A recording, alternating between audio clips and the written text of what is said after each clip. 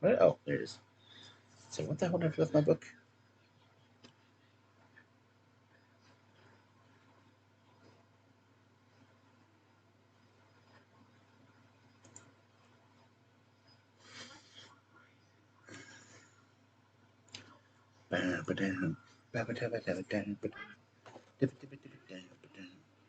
Ouch.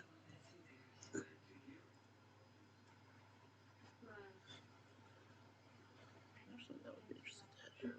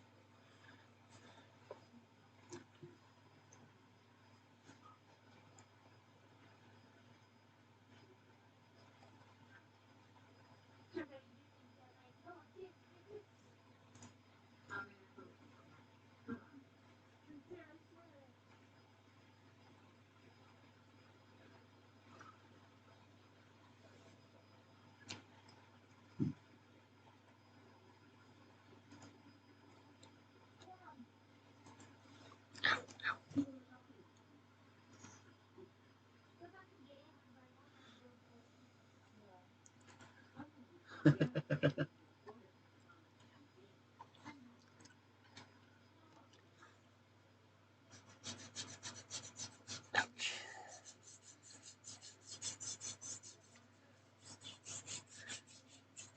Life finds a way.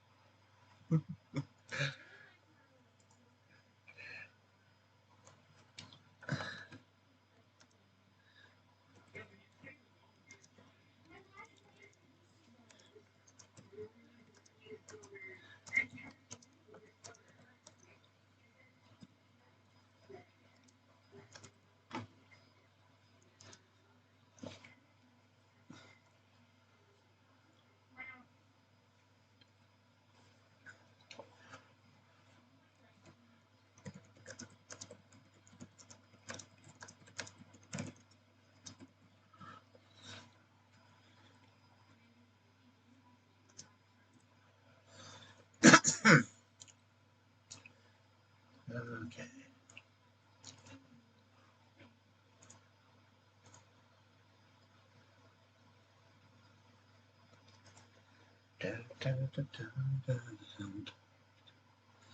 Oh, look, it says I'm live.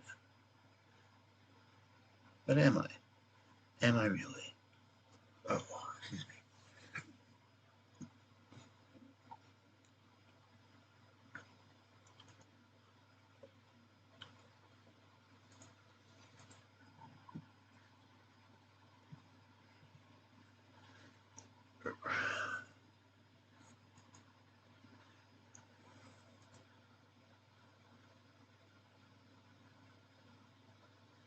Oh, two different windows open from this.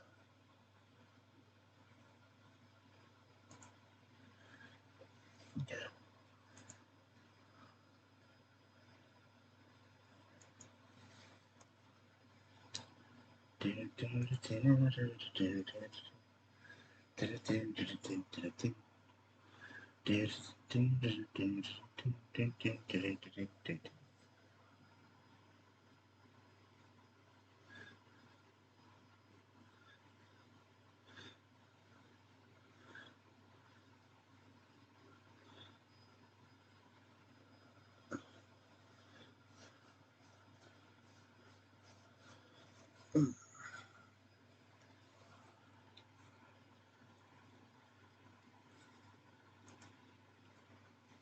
Ouch.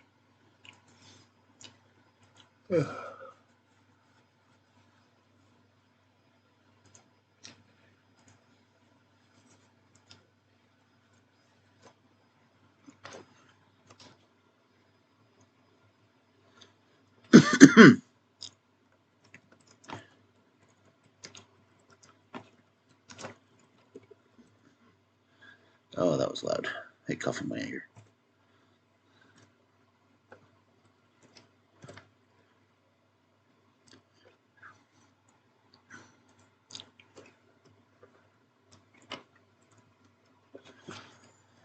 Okay.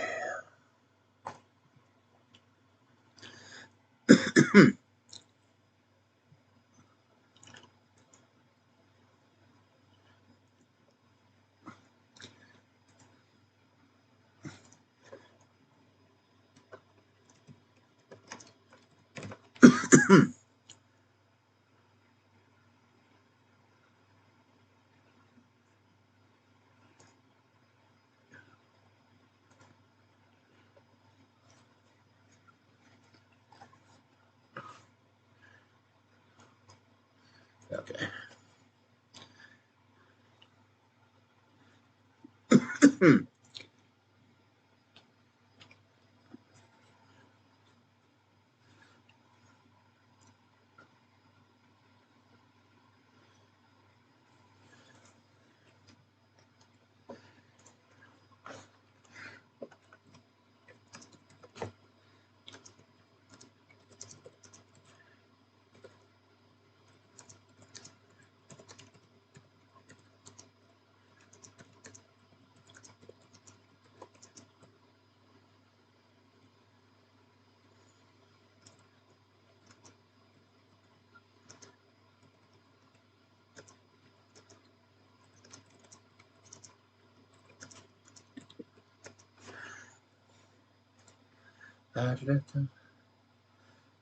I'm in a conversation on Twitter right now, so.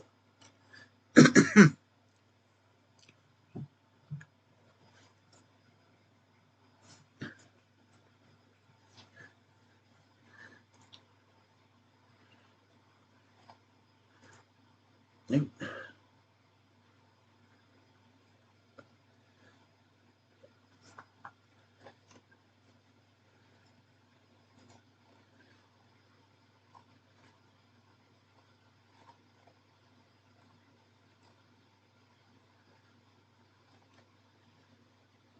Okay. Did I miss the post?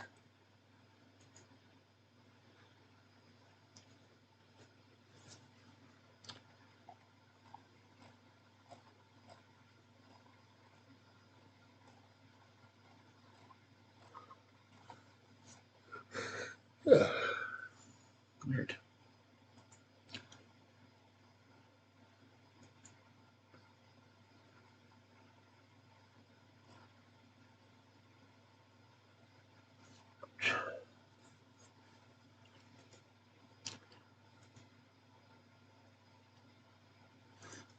Man.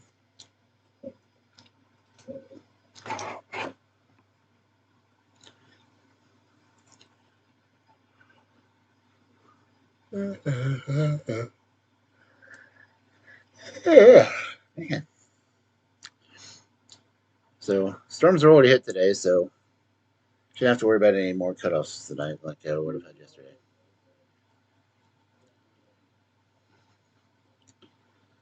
Deep, deep, deep, deep, deep. Yeah.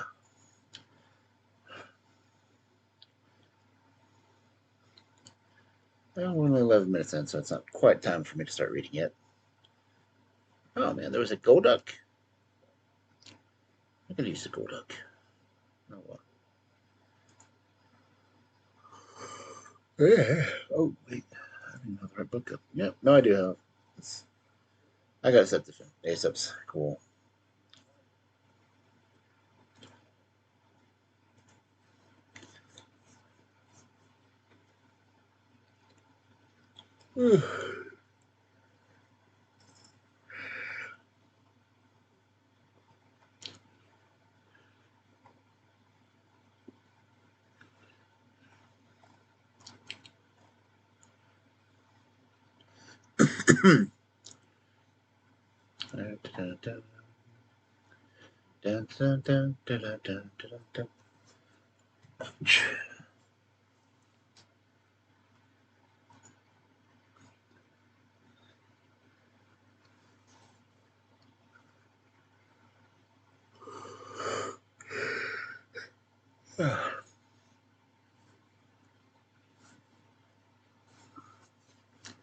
Really, I've got no reason to be tired. I'm so freaking long today.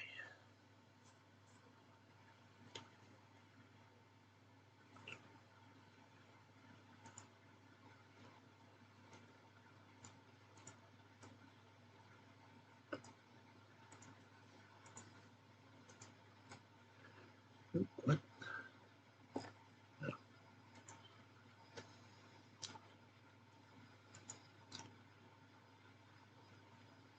Post to the Discords.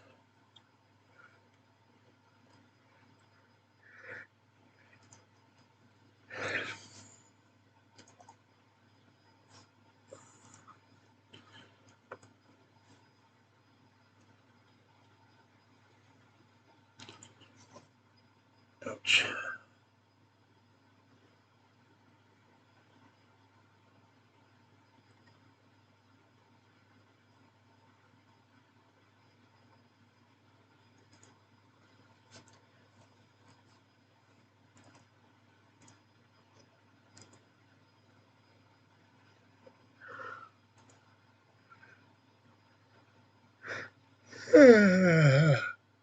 Man.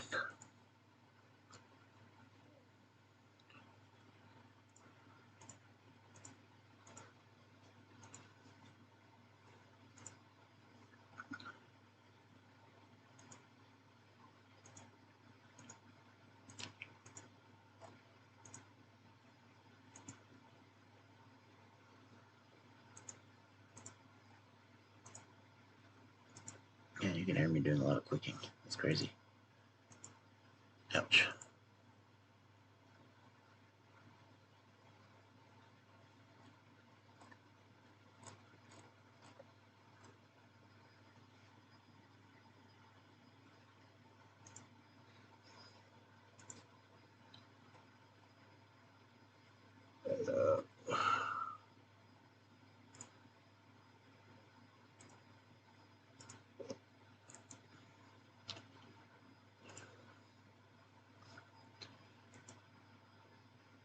I don't even have the chat screen open, so I can't see if anyone's posting or not.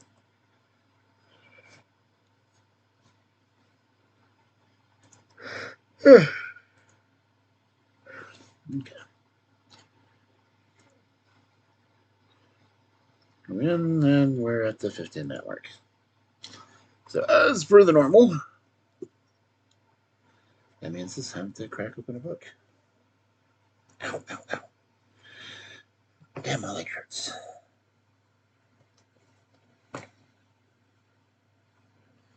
Okay.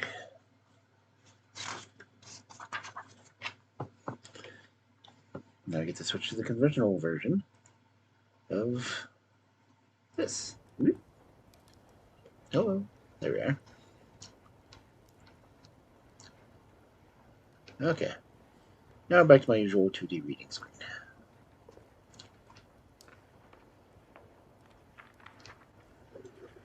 Man.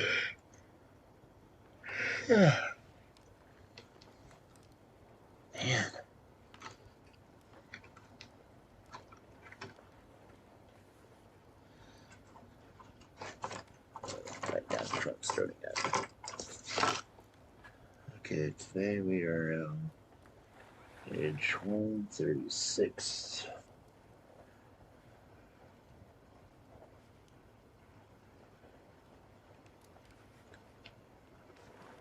Frog and the Mouse. Okay.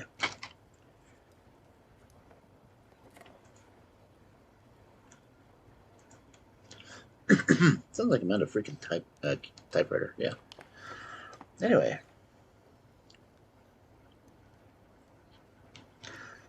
The Frog and the Mouse. A frog and a mouse, who had long been rivals for the sovereignty of a certain marsh, and had many a skirmish and running fight together, agreed one day to settle the matter once and for all by fair and open combat. They met, and each, armed with the point of a bulrush for a spear, was ready to fight to the death. The combat began in earnest, and there is no knowing how it might have ended had not a kite, seen from afar, pounced down and carried off both heroes in her talons. Peace brings security.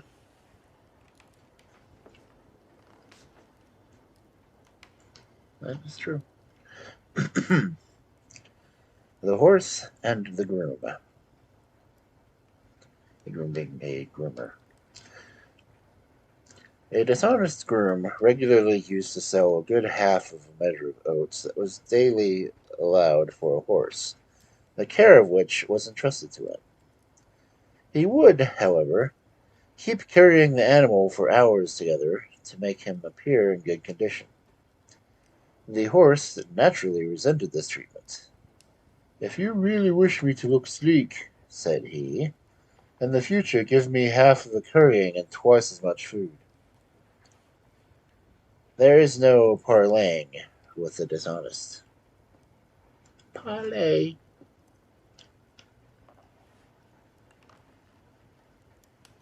The Old Man and Death. A poor and toil-worn peasant, bent with years and groaning beneath the weight of a heavy faggot of firewood which he carried, sought wearily and sore-footed on a long and dusty road to gain his distant cottage. Unable to bear the weight of his burden any longer, he let it fall by the roadside, and sitting down upon it, lamented his hard fate. What pleasure had he known since he first drew breath in this sad world? From dawn to dusk, one round of ill-requited toil. At home, empty cupboards, a discontented wife, and disobedient children. He called on death to free him from his troubles.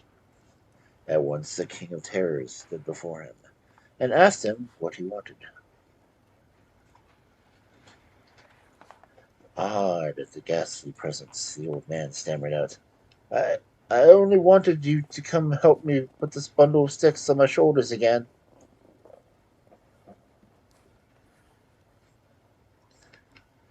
What is desired in fancy is often regretted in reality.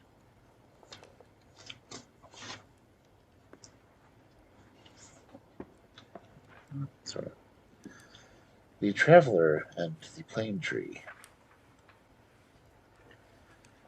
Two travelers, worn out by the heat of the summer sun, laid themselves down at noon under the wide-spreading branches of a plane tree. As they rested underneath its shade, one of the travelers said to the other, "What a singularly useless tree is this plane! It bears no fruit, and is not of the least service to man. The plane tree, interrupting him, said, "You ungrateful fellow, do you, while receiving benefits from me and resting under my shade, dare describe me as useless and unprofitable? Some men despise their great blessings."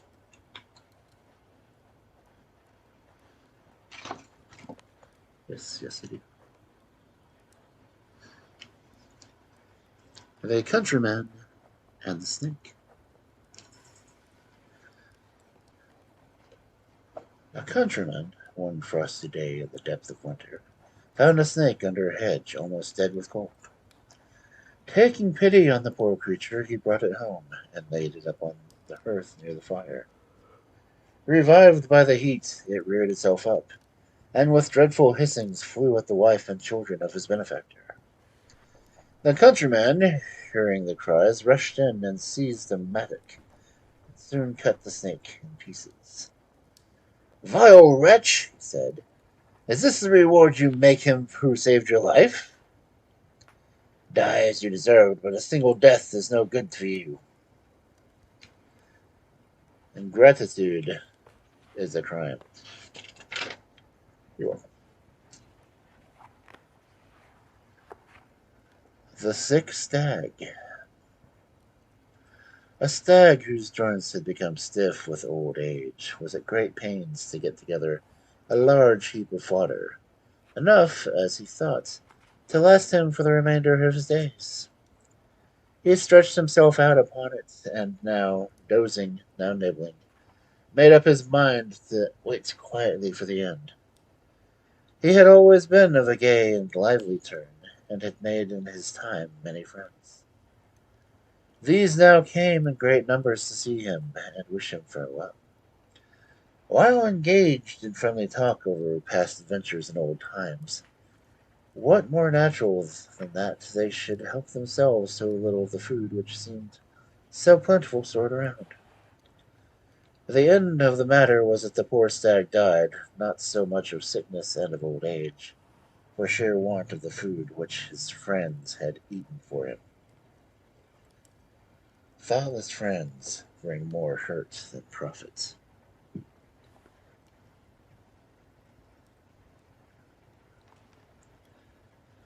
The Sheep and the Bramble. A sheep, during a severe storm, wandered into a thicket for shelter, and lay there so snug and warm that he soon fell fast asleep. The clouds clearing away and the winds returning to the rest, inclined the sheep to return to his pasture. But what was his situation? The bramble had laid such a firm hold in his fleece that it was left as a forfeit for the protection the thicket had given him. He who makes his bed must lie in it.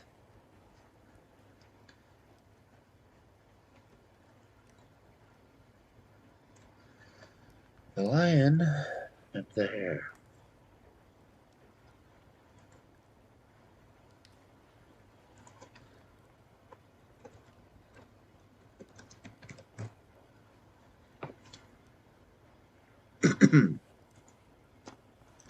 A lion came across a hare who lay fast asleep. He was just in the act of seizing her when a fine young hart trotted by, and he left the hare to follow him. The hare, scared by the noise, awoke and scudded away. The lion was not able, after a long chase, to catch the hart, and returned to feast upon the hare. On finding that the hare had also run off, he said, "I am rightly served for having let food go I had in hand, with a chance of obtaining more. Be content with an assured income." Yeah, well, there's one. The Boy Who Cried Wolf. A mischievous lad who was set to mind some sheep used to cry in jest, "The wolf! The wolf!" When the people came running to the spot, he would laugh at them for their pains. One day the wolf came in reality, and the boy this time called, "The wolf! The wolf!" in earnest. But the men, having been so often deceived, disregarded his cries, and the sheep were left in the mercy of the wolf. A liar cannot be believed when he speaks the truth.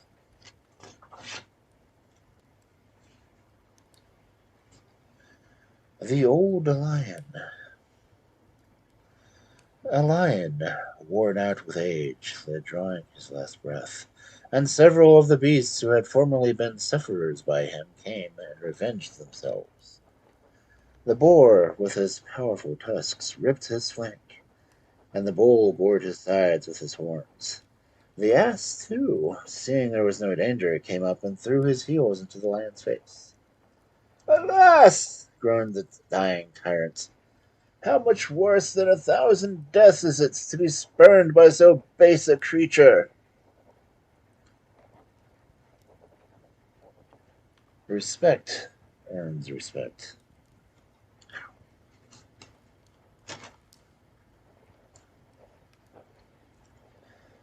The bees and their keeper.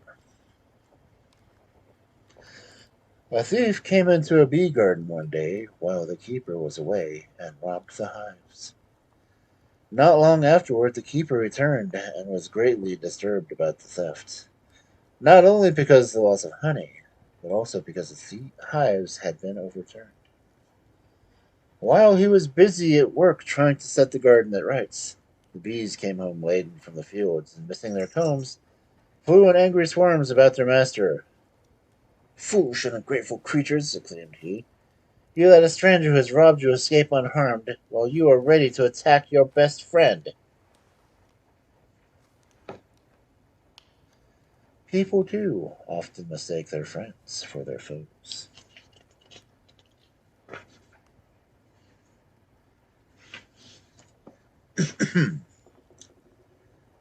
The Satyr and the Traveler.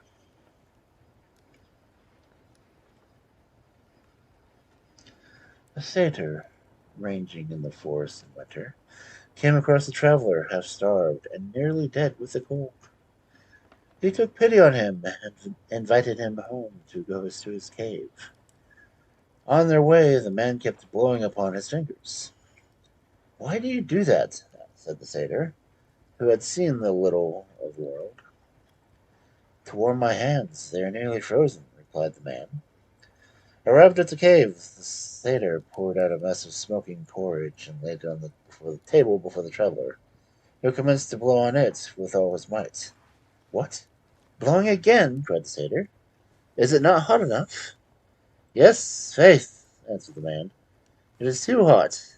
I'm blowing at it to cool it off." "Be off with you," said the satyr in alarm. "I will have no part with a man who can blow hot and cold with the same mouth."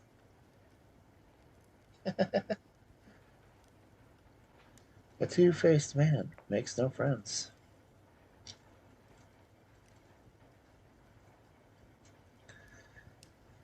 The Fowler, the Partridge, and the Cock.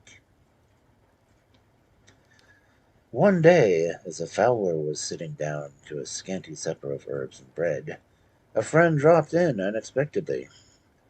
The larder was empty, so he went out and caught a tame partridge, which he kept as a decoy, and was about to wring her neck when she cried, "Surely you don't want to kill me? Why, what will you do without me the next time you go fowling? How will you get the birds to come to your nests?" He let her go at this, and went to his hen house, where he had a plump young cock. When the cock saw what he was after, he too pleaded for his life, and said, "If you kill me, how will you know the time of night? And who will wake you up in the morning when it is time to get to work?" The fowler replied, "You are useful for telling me time, I know, but for all that, I can't send my friend supperless to bed." And therewith he caught him and wrung his neck. In times of need, people reveal their true regard for others.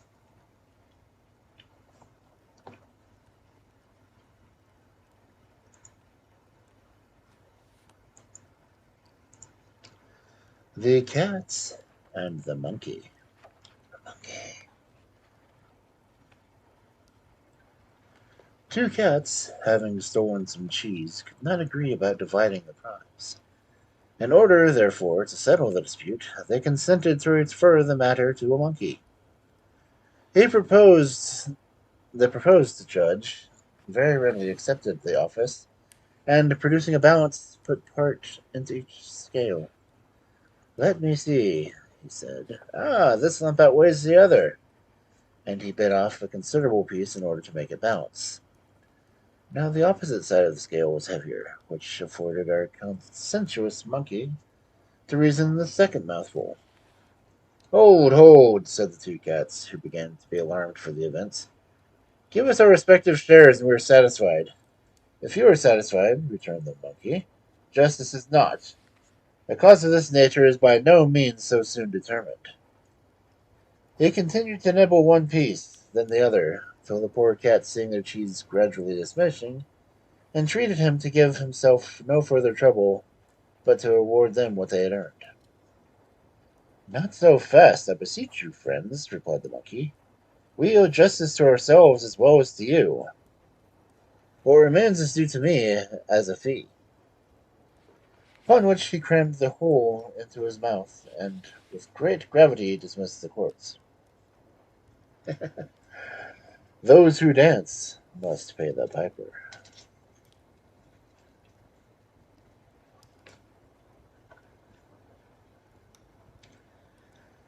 The Hen and the Fox.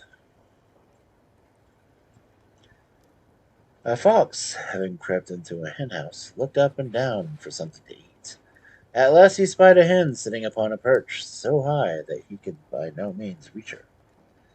He therefore had recourse to an old stratagem. "Dear cousin," he said to her, "how do you do? I heard that you were ill and kept at home.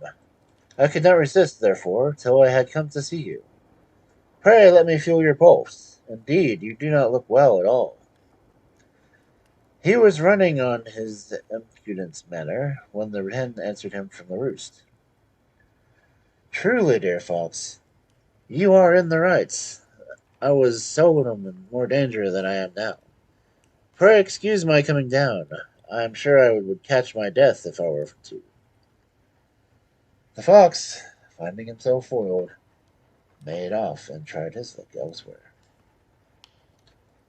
Craft can be answered with craft.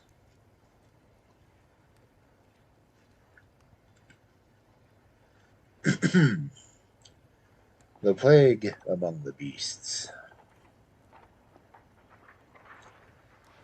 A mortal distemper once raged among the beasts, and swept away prodigious members. After it had continued for some time without abatement, the beasts decided that it was a judgment inflicted upon them for their sins, and a day was appointed for general confession, when it was agreed that he who appeared to be the greatest sinner should suffer death at the atonement for the rest. The fox, who was appointed father confessor upon the occasion, and the lion, with great generosity, condescended to make the first public confession. "For my part," he said, "I must acknowledge that I have been an enormous offender. I have killed many innocent sheep in my time, nay, once, but it was in case of necessity. I made a meal of the shepherd."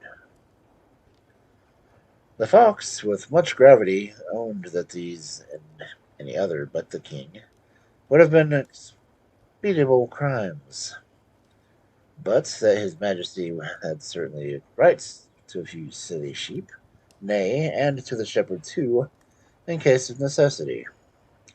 The judgment of the fox was applauded by all the larger animals, and the tiger, the leopard, the bear, and the wolf made confessions of many sins of the like nature, which were all excused with the same lenity and mercy, and their crimes accounted so venial as scarce to deserve the name of offences. At last, a poor penitent ass, with a great contrition, acknowledged that once going through the churchyard Being very hungry and tempted by the sweetness of the grass, he had cropped a little of it, not more. However, in quantity than the tip of his tongue, he was very sorry for the misdemeanor, and hoped. Hope! Claimed the fox, in singular zeal. What canst thou hope after the commission of so heinous a crime? What, eat the churchyard grass? Oh, sacrilege! This is a flagrant wickedness, my brethren, which has drawn the wrath of heaven upon us. And this is the notorious offender whose death must make atonement for all our transgressions. So saying, he ordered his entrails for sacrifice, and the beasts went to dinner upon the rest of his carcass. It is easy to find fault with the helpless.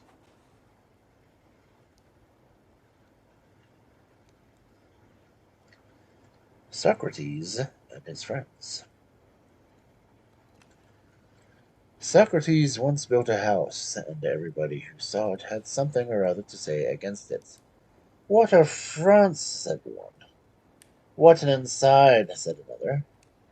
What rooms! Not big enough to turn around in, said a third. As small as it is, answered Socrates. I wish I had true enough friends to fill it.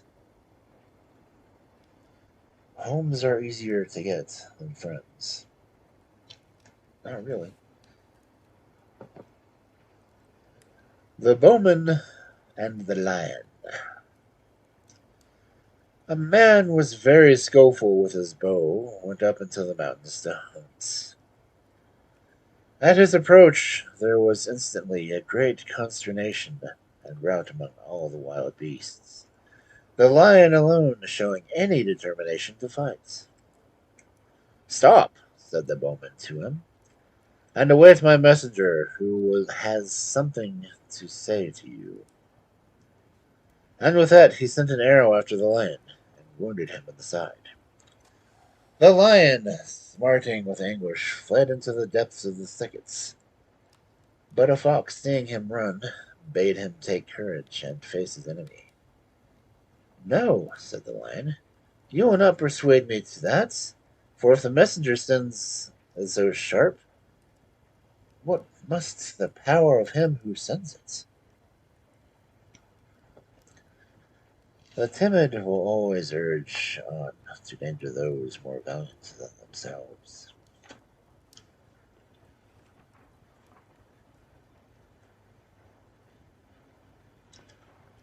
The Master and His Scholar.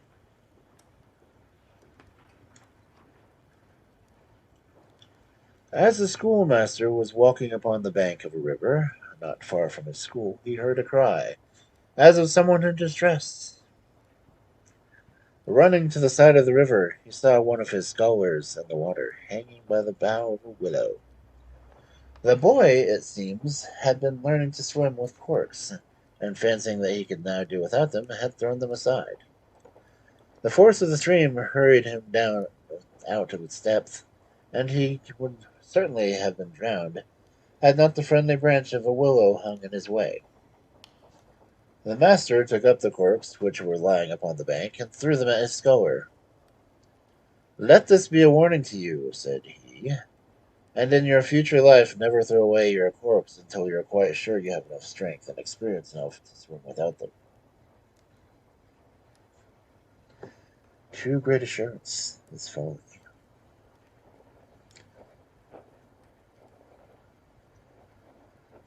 The widow and her sheep. A certain poor widow had one solitary sheep. At shearing time, wishing to take his fleece and to avoid expense, she sheared him herself, but used the shears so unskilfully that with the fleece she sheared the flesh. The sheep, writhing in pain, said, Why do you hurt me so, mistress? What weight can my blood add to the wool? If you want my flesh, there's the butcher, who will kill me in a trice. But if you want my fleece and wool, there is a shearer who will shear me and not hurt me. Ouch. The least outlay is not always the greatest gain. In other words, taking shortcuts and cheaping out on things does not help you on the long run.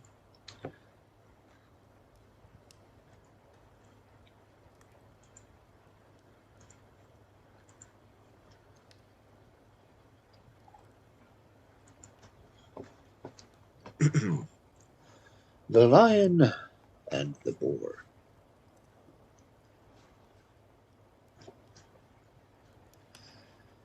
On a summer day, when the great heat induced general thirst, a lion and a boar came at the same moment to a small well to drink.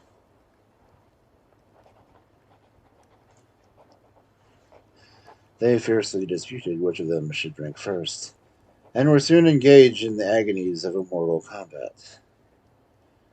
On their stopping to take breath for the fiercer renewal of the strife, they saw some vultures waiting in the distance to feast on the one which should fall first. They at once made up their quarrel, saying, "It is better for us to make friends than to become food for vultures." So true. A man at strife is always in peril.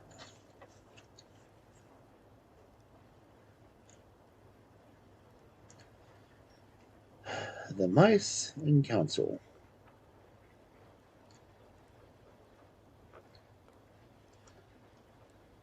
A certain cat that lived in a large country house was too vigilant and active for the mice.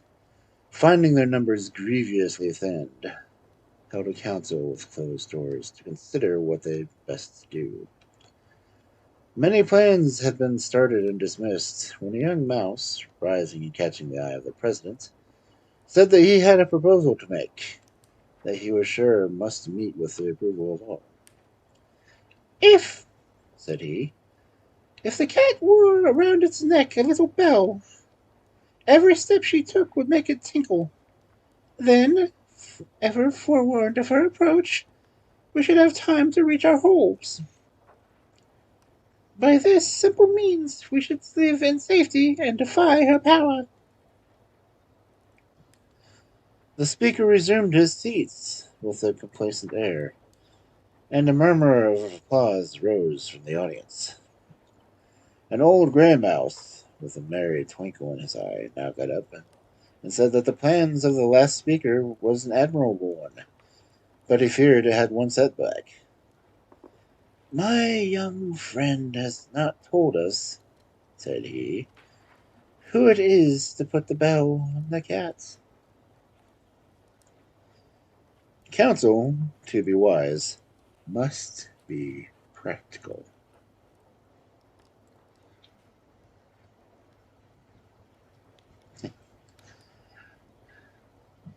The Gnat and the Bull.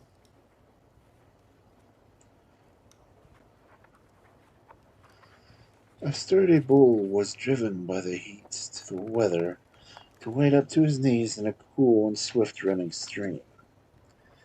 He had not been there long when a gnat, who had been disporting itself in the air, pitched upon one of his horns. "My dear fellow," said the gnat, with as giant a buzz as he could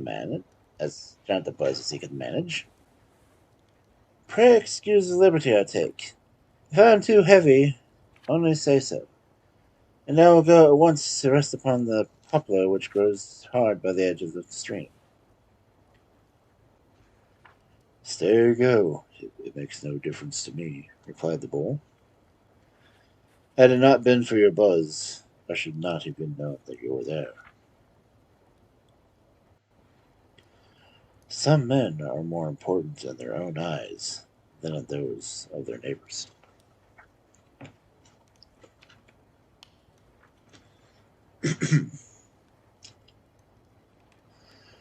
The rivers and the sea.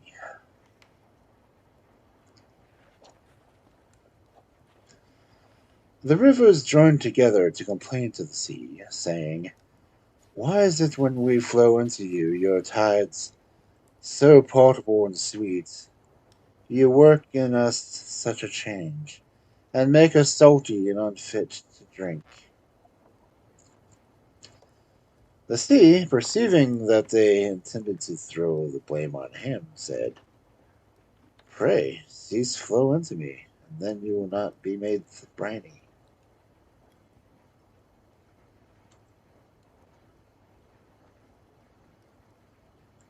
Cease to flow into me, okay. Find fault with those things by which they are chiefly benefited.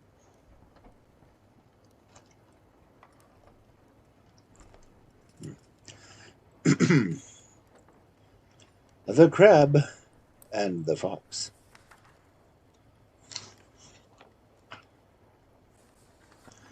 A crab, forsaking the seashore, chose a neighboring green meadow as its feeding ground.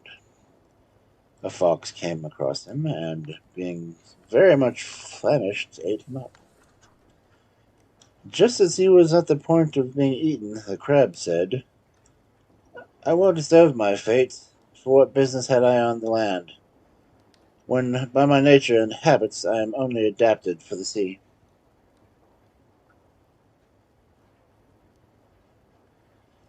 Contentment with our lot is an element of happiness.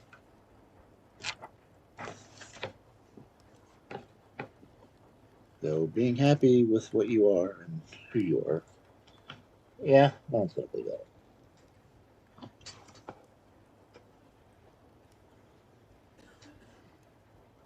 The Nightingale and His Cage.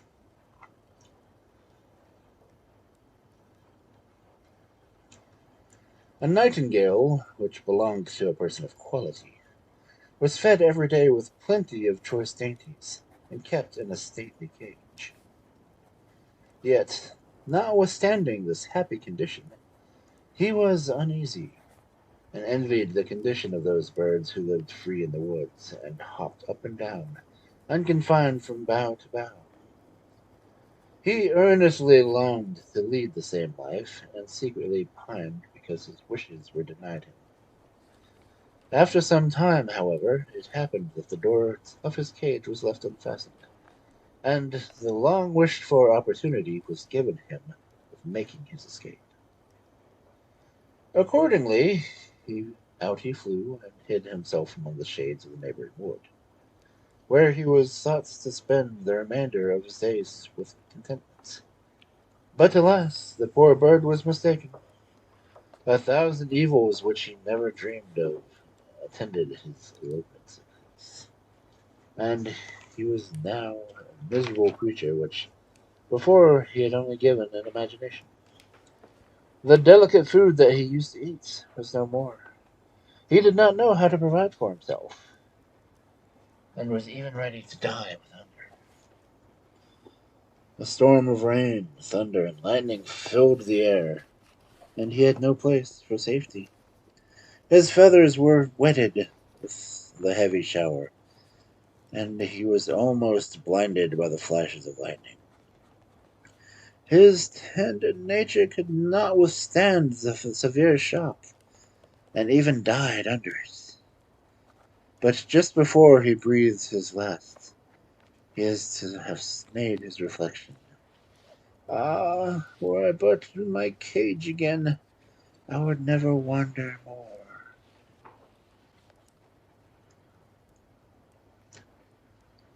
Liberty is most attractive to those who do not know its price.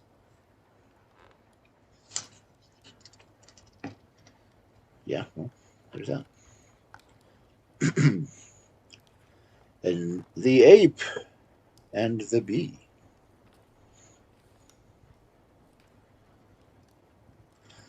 An ape who, having a great desire to partake in the honey which was deposited in a rich beehive, but was intimidated from meddling by the having felt the smart of a sting, made the following reflection: "How strange that bee, while producing a delicacy so passing sweet and tempting, should also carry with him a sting so dreadfully bitter." "Yes," replied the bee, Equal to the sweetness of my better work is the bitterness of my sting when my anger is provoked. Beware how you arise, little man. That just sounds bad. No rising little men, boys.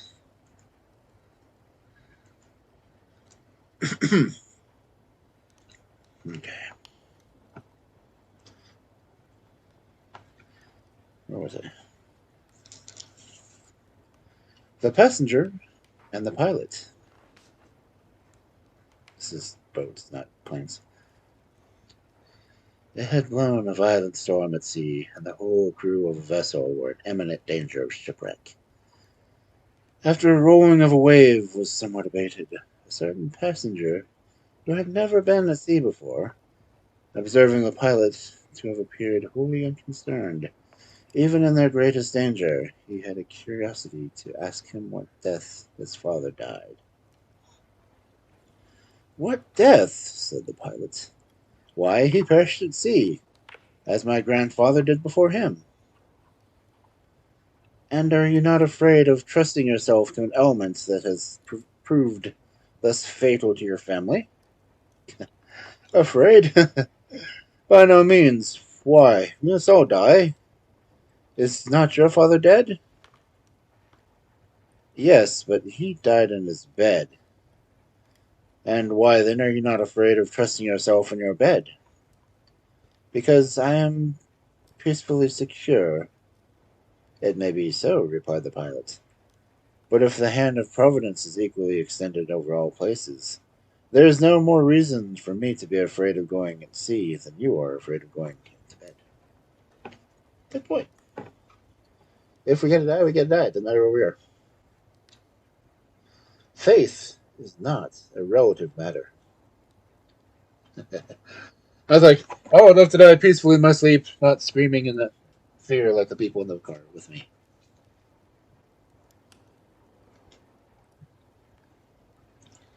I always love that joke until I started falling asleep while driving.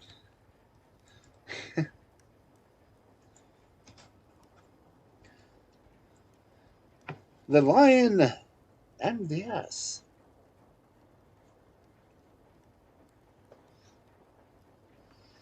A conceited ass was once bold enough to bray forth some insulting speeches against the lion.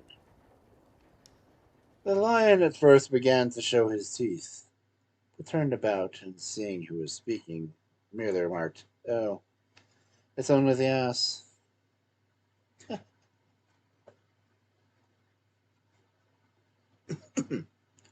Talking out of his ass. Contempt is the best answer for scurrility. Scurrility? Huh. Scurrility. I don't think I've ever heard that word. Scurrility. That is a word.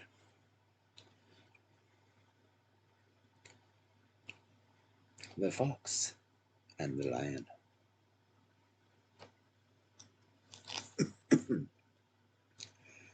The first time that the fox saw the lion, he nearly died of fright.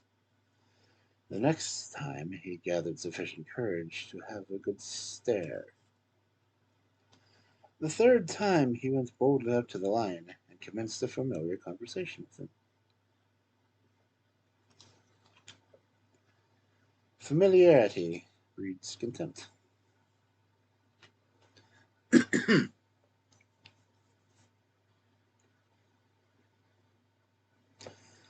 The Sparrow and the Hare.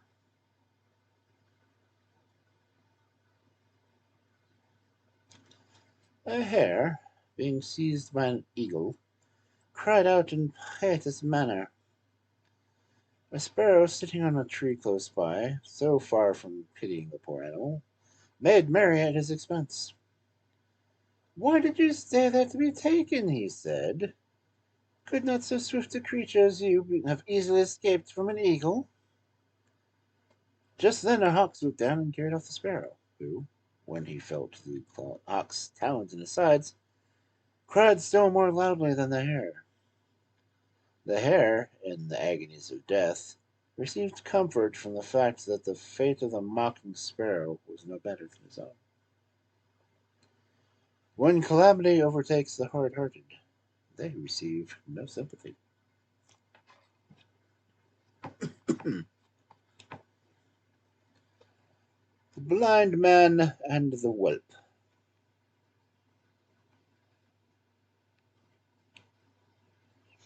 A blind man was accustomed to distinguishing different animals by touching them with his hands. The whelp of a wolf was brought him, with a request that he would feel it and say what it was. He felt it, and being in doubt, said, "I do not quite know whether it is the cub of a fox or the whelp of a wolf. But this I know full well, that it would not be safe to admit him to the sheepfold." True.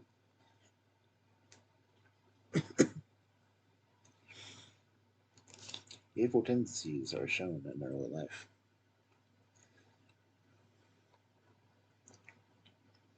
I wonder how many people would take offense if I started calling all you cubs whelps instead. Because, whelp is a young wolf. No, cub is a lot easier because the young of most mammalian predators is a cub.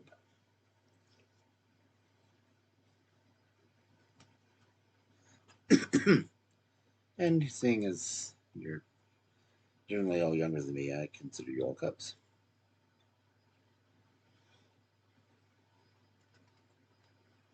Anyway, the mouse and the bull. A bull gave chase to a mouse which had bitten him on the nose. But the mouse was too quick for him and slipped into a hole in the wall.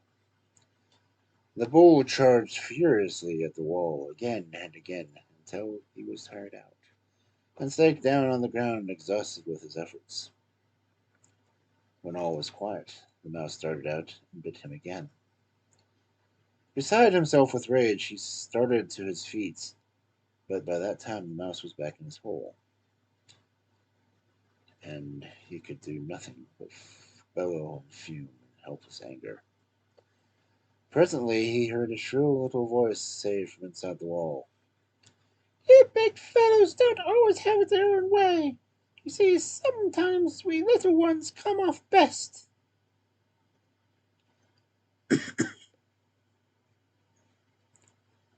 The battle is not always to the strong.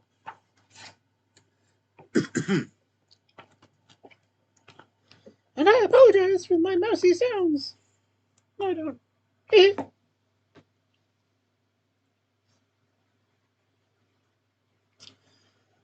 The Old Hound. An old hound who had hunted well in his time once used a stag, but from feebleness and loss of his teeth was forced to let it go.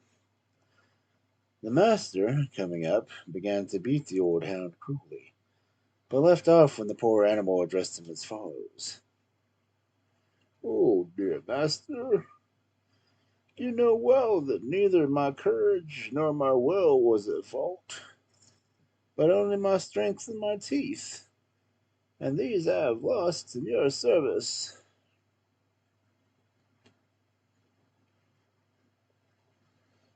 Forget not past services.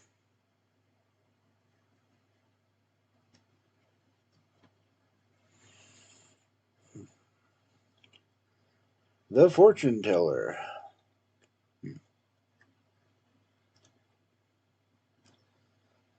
A man who gave himself out as a wizard and fortune teller used to stand in the marketplace and pretend to foretell the future, give information as to missing property, and other matters of the like kind. One day, while he was busily plying his trade, a waggish fellow broke through the crowd, and gasping as if for want of breath, told him that his house was in flames, and must shortly be burnt to the ground. Off ran the wizard at the news as fast as his legs could carry him. while the wag and a crowd of other people followed at his heels.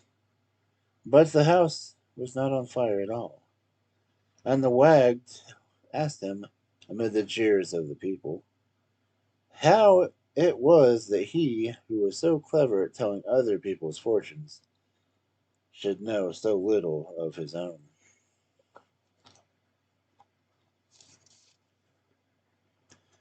"'Tis the poor baker who will not eat his own wares."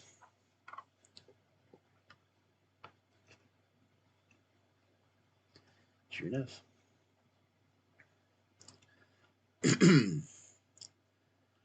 The Ass and His Purchaser.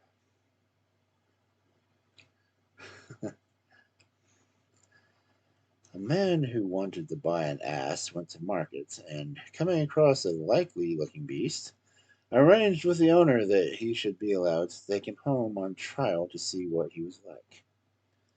When he reached home, he put him into the stable along with his other asses.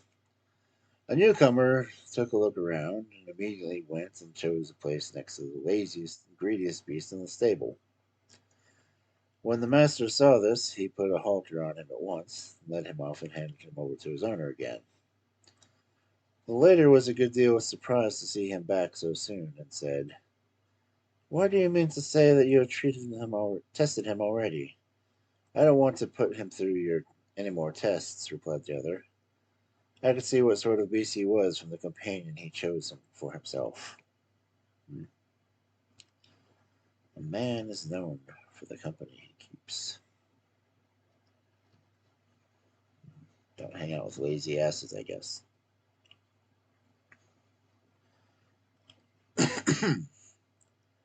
The Lamb and the Temple.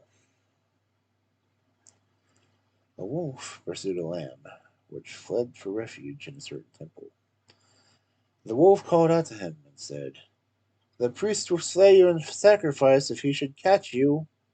On which the lamb replied, "It would be better for me to be sacrificed in the temple than to be eaten by you."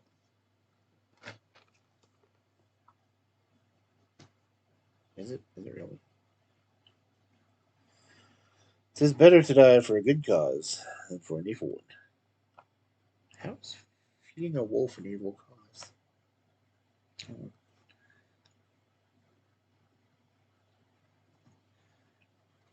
The Kites and the Pigeons.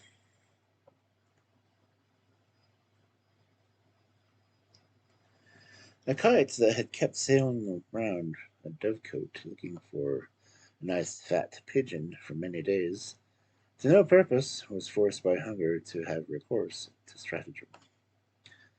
Approaching the pigeons in the gentlest manner, he tried to show them how much better their state would be if they had a king with some firmness about him, and how his protection would shield them from attacks of the hawk and other enemies. The pigeons, deluded by his show of reason, admitted him into the dovecote as their king. They found, however, that he thought it part of his kingly prerogative to eat one of their number every day, and they soon repented for their credulity of letting him in. "Ah," they exclaimed in despair, "we deserve no better. Why did we heed the counsel of the enemy?"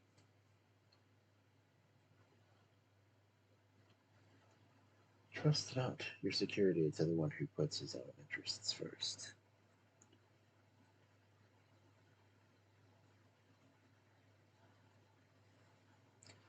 So true, so true. Oh, so very true.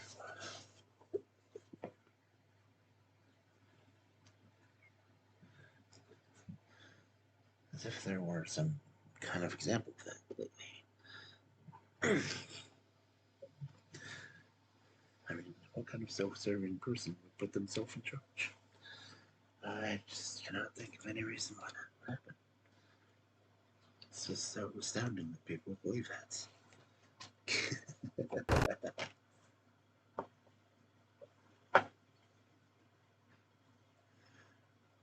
Hey, Chichi, how you doing?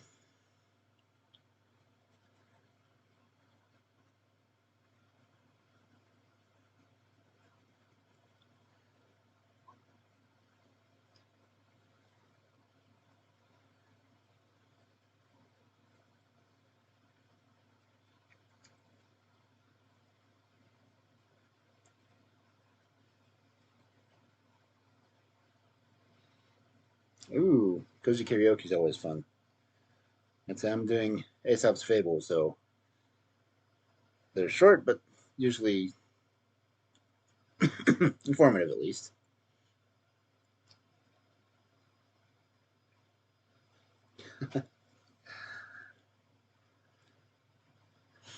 And everyone loves a good fable, right?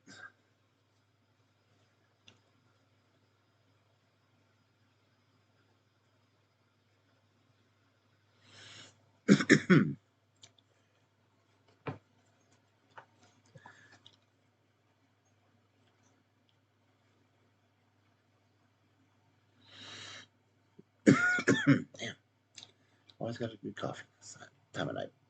Oh, let's see, where was I? The thief and the dog. A thief who came near a house one night to rob it was prevented by a dog who began to bark loudly. The thief tried to coax him into silence by offering him a tempting piece of meat. No, said the dog, I will not sell my master and myself for a bite of meat, for after you have finished with him, who will take care of me? Dogs have points. Honesty is the best policy.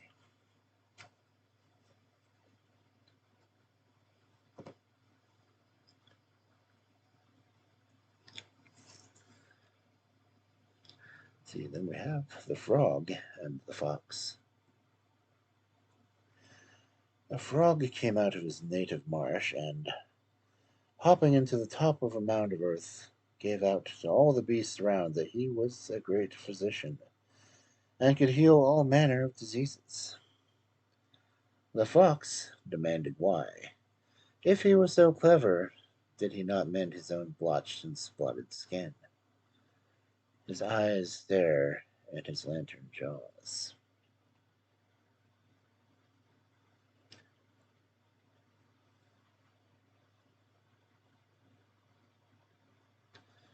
Physician, heal thyself. Foxes are sneaky like that.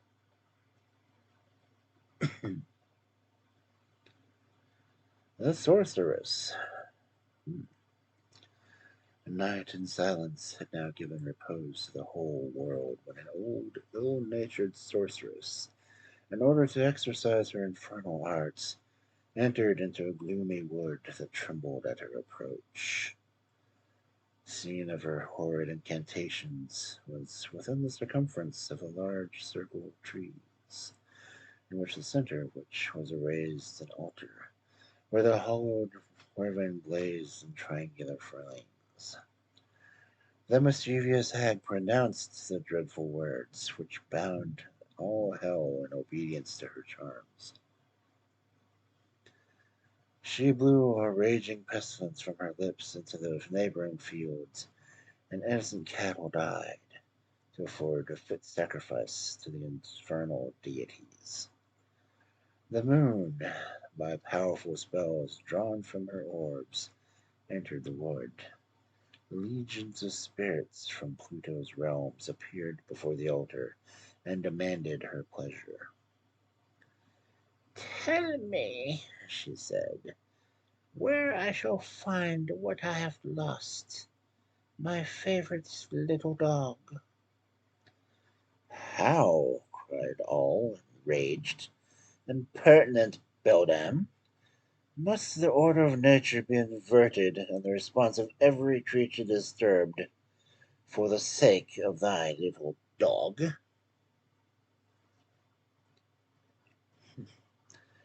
There are many people who would unhinge the world to ease themselves of the smallest inconvenience.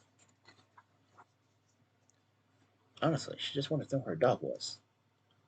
I mean, everyone needs to know where their dog is. Come on.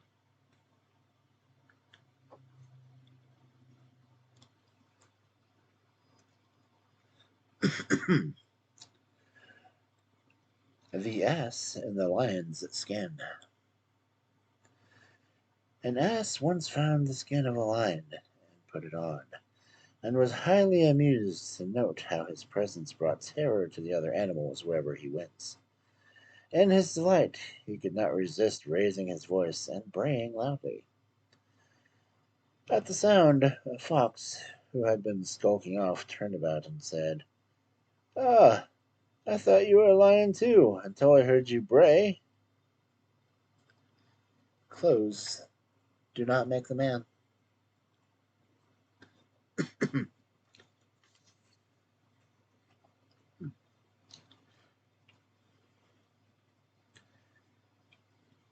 Genius, virtue, and reputation. Genius, virtue, and reputation, three great friends, agreed to travel over the island of Great Britain to see whatever might be worthy of observation. But some misfortune, said they, may happen to separate us. Let us consider before we set out by what means we may find each other again. Should it be my ill fate, said Genius, to be severed from my friends, heaven forbid, you may find me kneeling in devotion before the tomb of Shakespeare, or wrapped in some grove where Milton talked to angels, or musing in the grotto where the Pope caught inspiration. Virtue, with a sigh, acknowledged that her friends were not very numerous.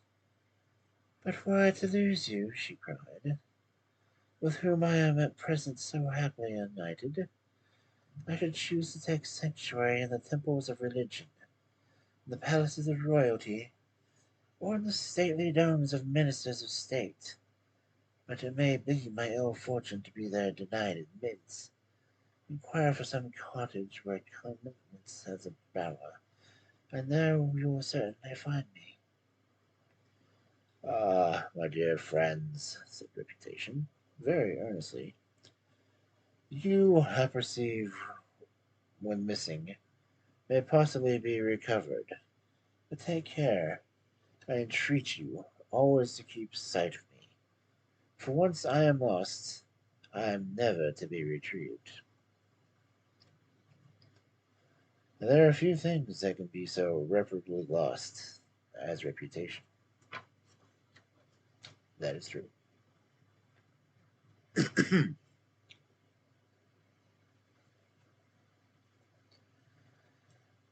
Aesop and the Poultry. The populace of the neighborhood in which Aesop was a slave one day observed him attentively overlooking some poultry in an enclosure that was near the roadside. And those speculative wits who spent more time prying into others' concerns to no purpose than adjusting their own, were moved with curiosity to know why this philosopher should bestow his attention upon the animals. "I am struck," replied Aesop, "to see how mankind so readily imitates this foolish animal."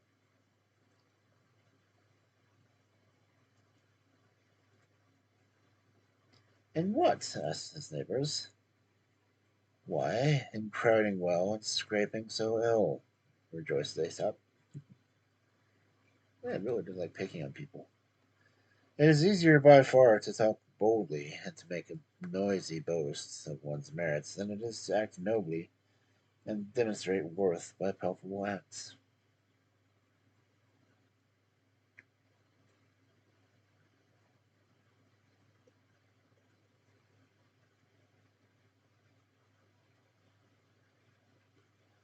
The Porcupine and the Snakes. A porcupine, seeking shelter, desired some snakes to give him admittance into their cave. They accordingly let him in, but were afterwards so annoyed by his sharp, prickly quills that they repented of their hospitality and asked him to withdraw and leave them to their hole themselves. "No," said he, "you may quit this place if you don't like it. For my part, I am very well satisfied where I am." Be cautious in your choice of friends.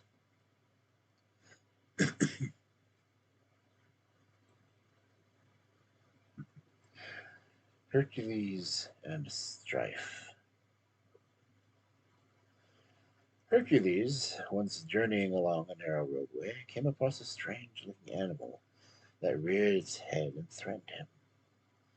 Undaunted, the hero gave him a few husky blows with his club, and though thought to have gone on his way. The monster, however, much to the astonishment of Hercules, was now 3 times as big as it was before, and of a still more threatening aspect. He thereupon redoubled his blows and laid him out fast and furious. But the harder and quicker the strokes of the club, the bigger and more frightful grew the monster, which now completely filled up the road. Pallas then appeared on the scene.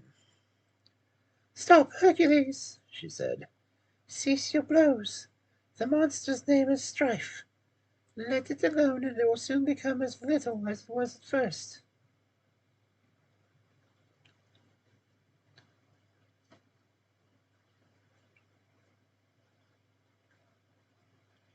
Which is true. Ignore Strife and Strife vanishes. Strife increases with turmoil. The more you fight against strife, the bigger it gets. Cool. Mercury and the Traveler. A man about to depart upon a long journey prayed to the god Mercury, who was anciently supposed to speed travelers and to give him a good voyage and safe return.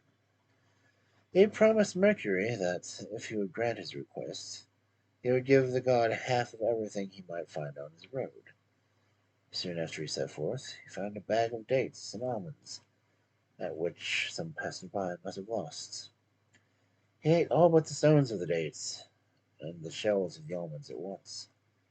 These he laid upon the wayside altar to the god, praying him to take notice that he kept his promise. For, he said, here are the insides of one and the outsides of the other, and that makes up your half of the booty. A promise breaker is never at loss for an excuse. Well, I can't really fault the logic, but the intent is bad. The heart and the vine. Heart, of course, being a deer. So. A hart, being hard pursued by the hunters, hid himself under the broad leaves of a shady, spreading vine. When the hunters had gone by and given him over for lost, he thought himself quite secure, and began to crop out and eat leaves of the vine. The rustling of the branches drew the eyes of the hunters that way, and they shot their arrows at the venture, and killed the hart. "I'm greatly served," gasped he as dying, "for I ought not to have mistreated a friend who would have saved me." Be not forgetful of benefits.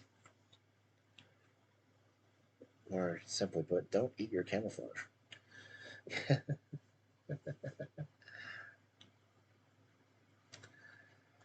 The Elephant and the Assembly of Animals. A wise elephant, whose efforts were always directed towards the benefit of his society, saw with much concern the many abuses among the beasts which he called loudly to reform. He therefore assembled them, and, with all due respect and humility, began a long sermon, wherein he spoke plainly to them about their vices and bad habits.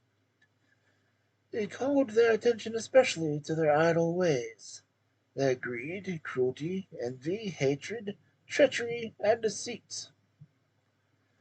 To many of his auditors the speech was excellent, and they listened with open-mouthed attention, especially such as the innocent dove, the faithful dog, the obedient camel, the harmless sheep, and the industrious ant. The busy bee also approved much of this lecture. Another part of the audience were extremely offended, and could scarcely endure so long as an oration. The tiger, for instance, and the wolf were exceedingly tired, and the shepherd hissed with all his might, while a murmur of disapprobation burst from the wasp, the drone, and the hornet, and the fly. The grasshopper hopped disdainfully away from the assembly, the sloth was indignant, and the insolent ape mimicked the orator.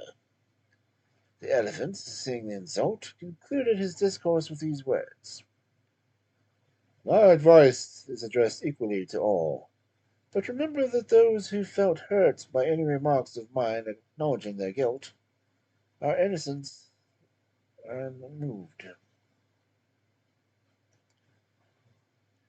It is the bit dog that howls, or the guilty dog complains, whichever way it goes.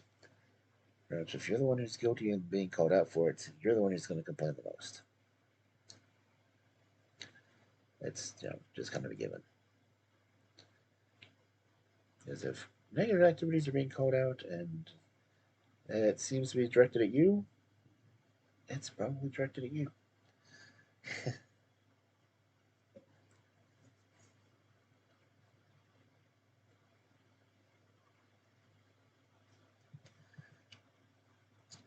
The gardener and his master.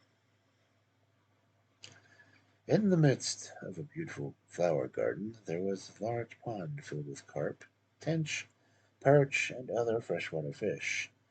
It was also intended to water the garden. The foolish gardener, being particularly careful of the flowers, so emptied the pond of its water that there scarcely remained sufficient to keep the fish alive. His master, coming down to walk in the garden, seeing this mismanagement, scolded the gardener, saying, "Though I am very fond of flowers, I also like to regale myself with fish." The gardener, being of course an ignorant peasant, obeyed his master to precisely that he gave no water to the flowers, in order that the fish might have enough. Some time after the master again visited his garden, and, to his great mortification, saw his beautiful flowers were all dead and drooping. "You blockhead!" he cried. "In the future remember not to use so much water from the flowers as to leave me without fish, nor yet be so liberal to the fish that you kill my beauteous blossoms. Ah, moderation in everything is best."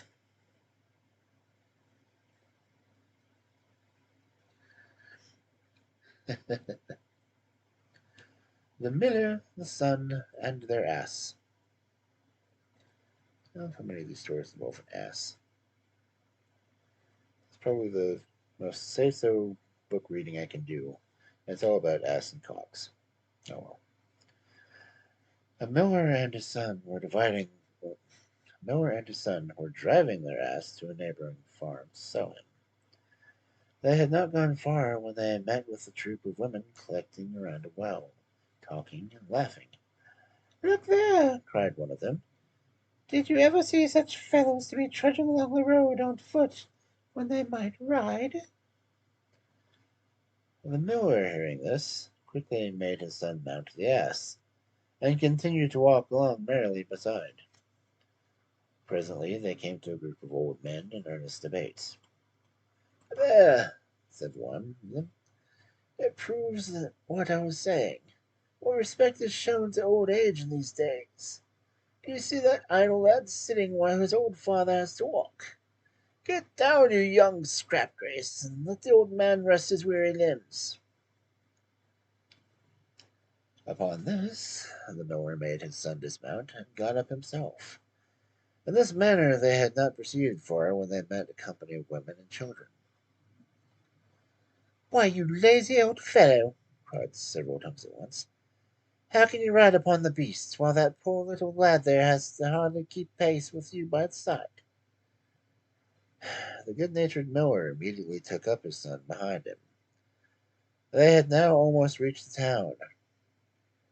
"Pray, honest friend," said his assistant, "is that ass all you own?" "Yes," replied the old man. "Oh, one would not have thought so," said the other, "by the way you load him. Why, you two fellows are better to carry the poor beast than he is you." Anything to please you, said the miller, but we can try. So, alighting with the sun, they tied the legs of the ass together, and by the help of a pole endeavored to carry him on their shoulders over a bridge near the entrance of the town. This entertaining sight brought the people in crowds to laugh at this, till the ass, not liking the noise, nor the strange handling that he was subject to, broke the cords that bound him, and tumbled off the pole and fell into the river. Upon this, the old man, vexed and ashamed, made the best of his way home, convinced that by trying to please everybody, he had pleased nobody, and lost his ass in the bargain. He who tries to please everybody pleases nobody. And don't lose your ass trying to please people, I guess. The mule. For some, it's actually said a mule instead of the ass. Oh. A mule, well fed and worked but little, frisked and gamboled about the fields, and said to himself, "What strength, what spirits are mine! My father must surely have been a thoroughbred horse." He soon fell into the hands of another master, and was worked hard but scantily fed. Thoroughly jaded, he said now, "What could I have been thinking about the other day? I feel certain now that my father could only have been an ass." Depend not on ancestry. Not sponsored at all by Ancestry.com. The two foxes. Two foxes once found their way into a hen roost, where they killed the cock, the hens, and the chickens, and began to feed upon them. One of the foxes, who was young and inconsiderate, was devouring them upon the spot. The other, who was old and covetous, proposed to reserve some of them for another time. "For experience, child," he said, "has made me wise, and I have seen many unexpected events since I came into this world. Let us provide, therefore, against that what may happen, and not consume all our stores in one meal." "All this is wondrous wise," replied the young fox, "but for my part I am resolved not to stir until I have eaten as much as will serve me a whole week. For who would I be mad enough to return hither, where it is certain the owner of these fowls will watch us for us, and if he catch us, will put us to death." After the short discourse, each pursued his own scheme. The young fox ate until he burst himself, and he had scarcely strength to reach his hole before he died. The old one, who thought it much better to deny his appetite for the present, and lay up provision for the future, returned the next day, and was killed by the farmer. Thus the young one came to grief through greed, and the old one through avarice. Every age has its particular vice. Yes, yes, it does. There's wisdom that comes with age, but at what cost? There's the brash young ones who rush into things. Oh, I'm getting thunder again. I only have another half hour scheduled, so provided my internet stays up, I will continue reading. So, should I vanish unexpectedly, you know what happened. I pissed off Zeus. Wouldn't be a first time.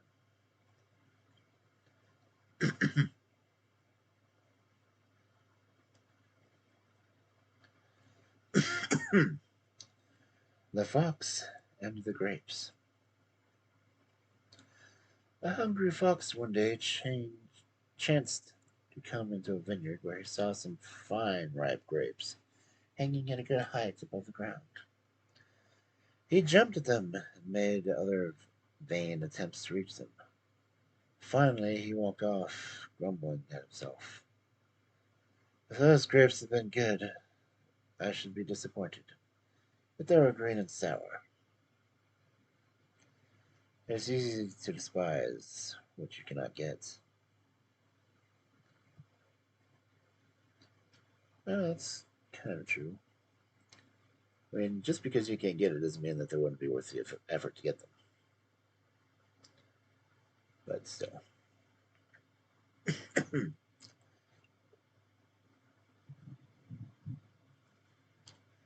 And next we have the ass and the grasshoppers. An ass, having heard some grasshoppers chirping, was highly enchanted, and, desiring to possess the same charms of the melody, he demanded what sort of food they lived on to give them such beautiful voices. They replied, "The dew." The ass resolved that he would live upon only dew, and in a short time he died of hunger. What? No two people can be treated alike. What is good for one person is not good for everyone, clearly.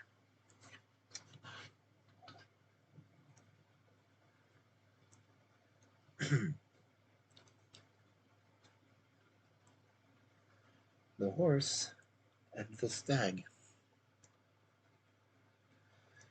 The horse, having quarreled with the stag, and being unable to revenge himself upon his enemy, came to a man and begged his help. He allowed the man to saddle and bridle him, and together they rode down the stag and killed him. The horse neighed with joy, and, thanking his rider warmly, asked now he remove his saddle and let him go. "Oh, no," said the man. "You are much too useful to me as you are."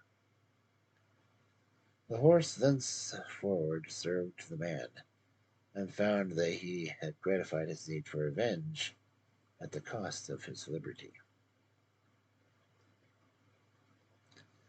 Put bounds to your anger, or it will put bounds to you.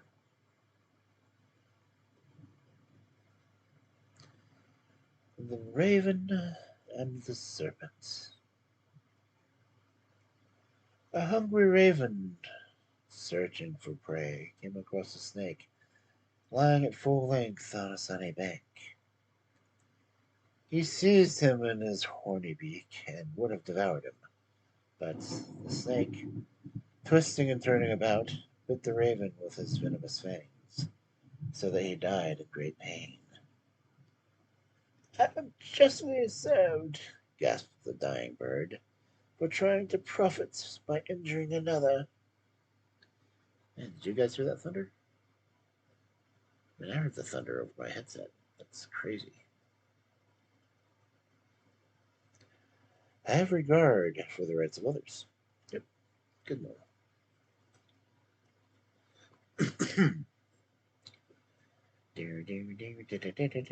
The lobsters.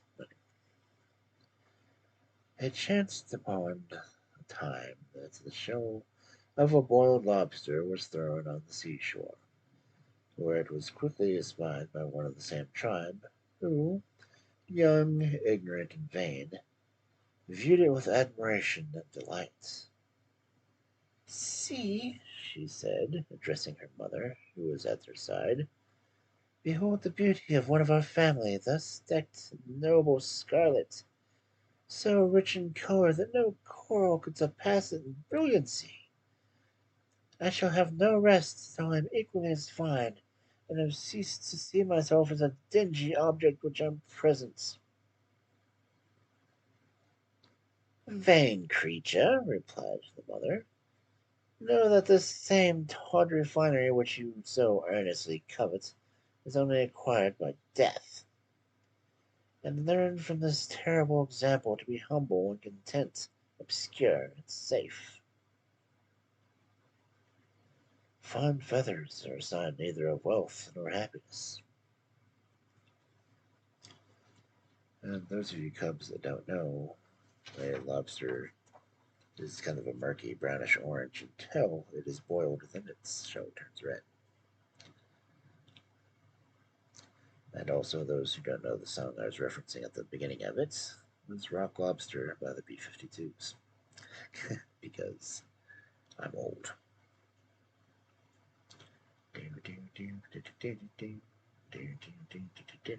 Rock lobster, rock lobster. Okay.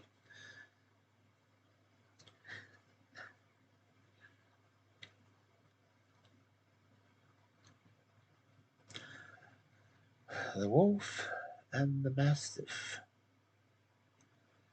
A wolf who was almost skin and bone.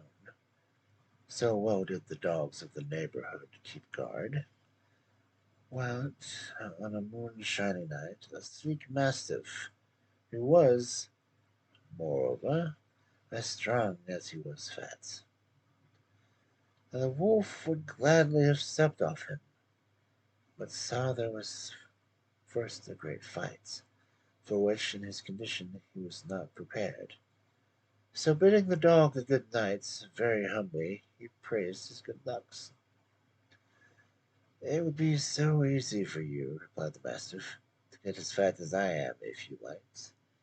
Quit the forest, where you and your fellows live so wretchedly and often die with hunger. Follow me, and you shall be fare much better. What shall I have to do? Asked the wolf. Almost nothing, answered the dog. Only chase away the beggars and fawn upon the folks of the house. You will, in return, be paid with all sorts of nice things. Bones of fowls and pigeons, to say nothing of many a friendly pat on the head. The wolf, at the picture of such comforts, nearly shed tears of joy.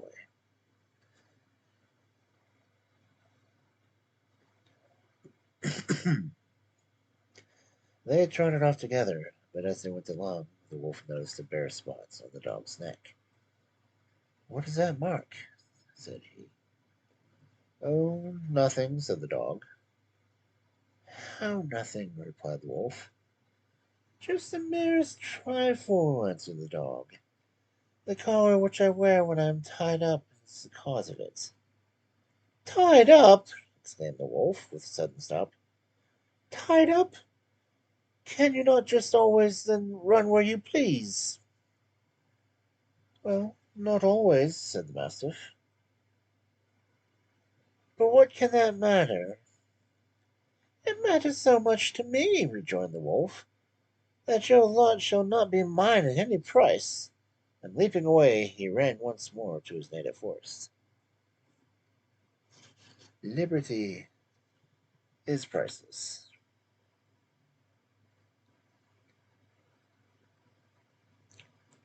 which is true.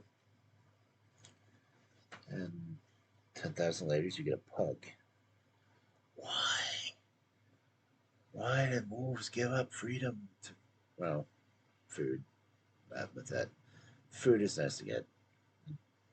Couches. Oh, couches, comfy beds, food. They're not intended to be bred into something that could just be shoved in a purse. That's just sad. I mean, come on.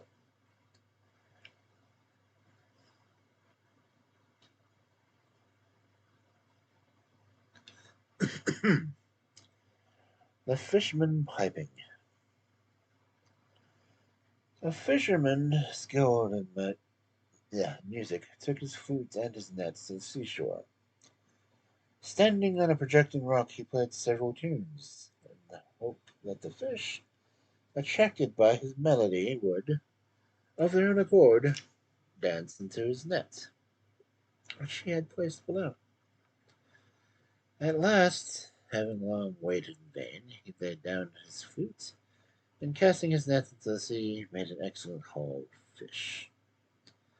When he saw them leaping about in the nets upon the rock, he said, "Oh, you most perverse creatures! When I piped, you would not dance, but now that I've ceased, you do so merrily." He achieves most who sticks to his trade. Yeah, yeah, sure.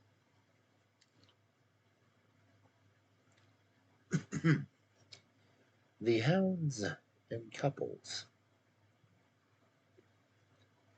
A huntsman was leading forth his hounds one morning to the chase, and had linked several of the young dogs in couples to prevent their following every scent and hunting disorderly, as their own inclinations and fancy often direct them. Among the others, it was the fate of Jowler and Vixen to thus be yoked together. Jowler and Vixen were both young and inexperienced, but had for some time been constant companions, and seemed to have entertained great fondness for each other. They used to perpetually playing together, and in any quarrel that happened, always took one another's part. It might have been expected, therefore, that it would not be disagreeable to them to still be more closely united. However, it proved otherwise. They had not been long joined together before both parties began to express uneasiness at their present situation. Different inclinations and opposite wills began to discover and to exert themselves. If one chose to go this way, the other was eager to take the contrary. If one was passing forward, the other was sure to lag behind. Vixen pulled back Jowler. Jowler dragged along Vixen. Jowler growled at Vixen. Vixen snapped at Jowler, till at last it came to a downright quarrel between them. Jowler treated Vixen in a very rough and ingenuous manner, without any regard to the inferiority of her strength or the tenderness of her sex.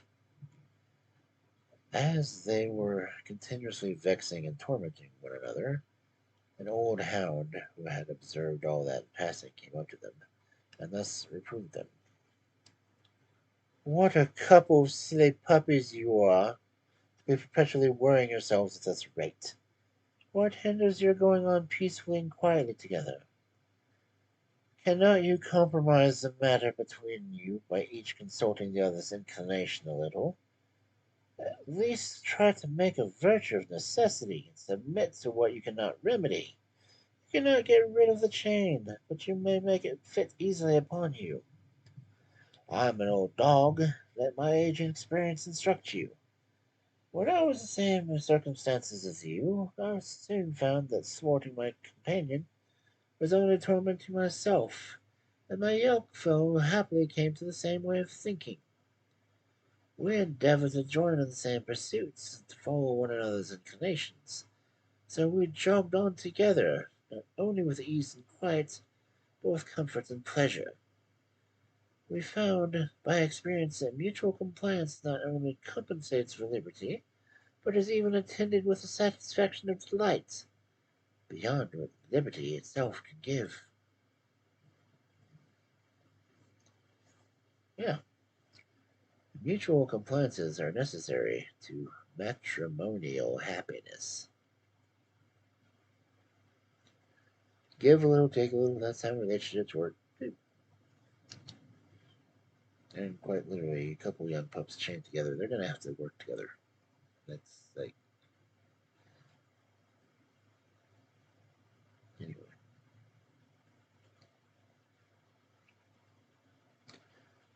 The horse and the hog. A hog that was lazy lying in the sun of a war horse advancing on his way to a battlefield.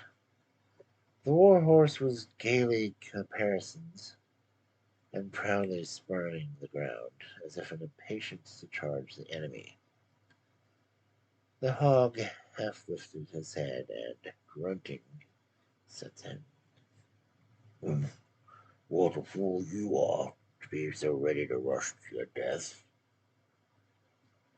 "Your speech," replied the horse, "fits well a vile animal, that only lives to get fat and to be killed by the knife. If I die on the field, I die where duty calls me, and I shall leave a memory of a good name behind. 'Tis not death, but the manner of which is important."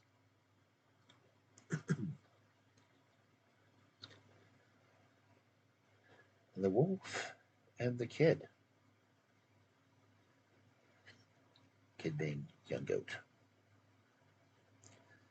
A wolf spied a kid that had strayed to a distance from the herd and pursued him.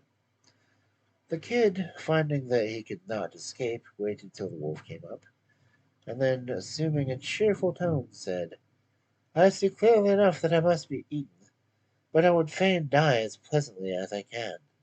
Give me, therefore, a few notes of the pipe you play so well, before I go to destruction." It seems that the wolf was of a musical turn, and always carried a pipe with him. White Wolf. Flattered by the kid's compliment, the wolf played, and the kid danced until the noise of the pipe brought the dogs to the spot. The wolf hastily fled, saying, "This is what comes when people will go meddling out of their profession. My business was to play the butcher, not the piper. Stick to your task."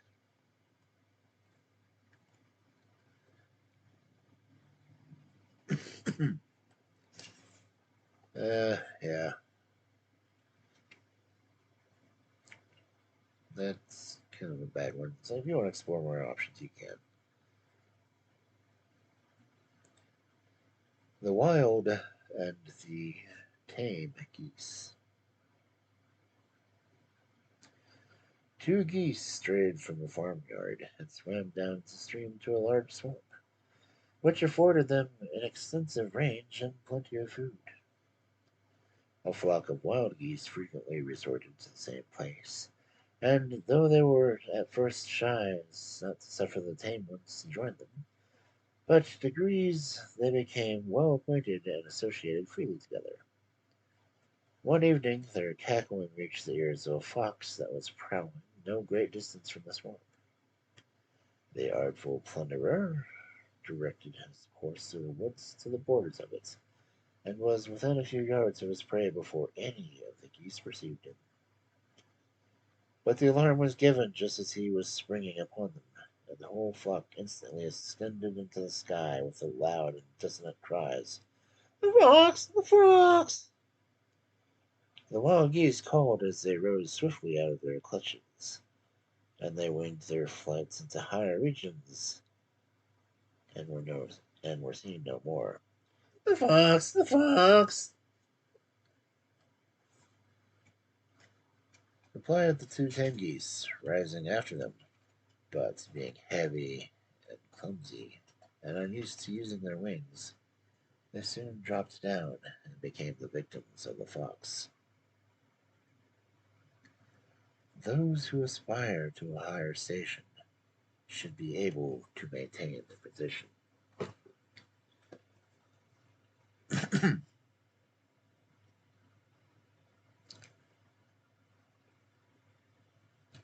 The Grateful Eagle and the Fox. A man caught an eagle in a snare, cut his wings close, and kept him chained to a stump in his yard. A kind-hearted Fowler, seeing the melancholy bird, took pity on him and bought him. He was now well treated, and his wings were allowed to grow. When they had grown again sufficiently for him to fly, the Fowler gave him his liberty. The first thing the bird caught was a fine fat hare, which he brought and gratefully laid at the feet of his benefactor. The fox, looking on, thought that he would have done better to try to make friends with the first man who had caught him, and who might perhaps catch him yet again, rather than the second for whom he had nothing to fear. "Your advice may do very well for a fox," replied the eagle, "but it is my nature to serve those who have been kind to me rather than be governed by fear. Fear commands poorer service than kindness." Look at that, a fox and his hermit crick. The thunder still coming. The Bald Man and the Fly. A fly settled on the head of a bald man and bit him. In his eagerness to kill it, he hit himself with his mouth. with a smart slap. But the fly escaped and said to him in derision, "You tried to kill me for just one little bite. What will you do to yourself now for the heavy smack you have given yourself?" "Oh, for that I blow the bear with no grudge," he replied, "for I never intended to harm myself. But as for you, you contemptible insect, who live by sucking human blood, I'd have borne a great deal more than that, for the satisfaction of dashing the life out of you." I feel that way about mosquitoes. No reprisal is too harsh for the contemptible. Contemptible.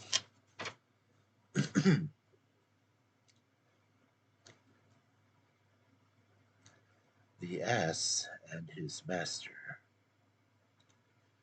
A diligent ass, daily loaded beyond his strength by a severe master whom he had long served and who fed him very sparingly, happened one day in his old age to be laden with a more than ordinary burden of earthenware.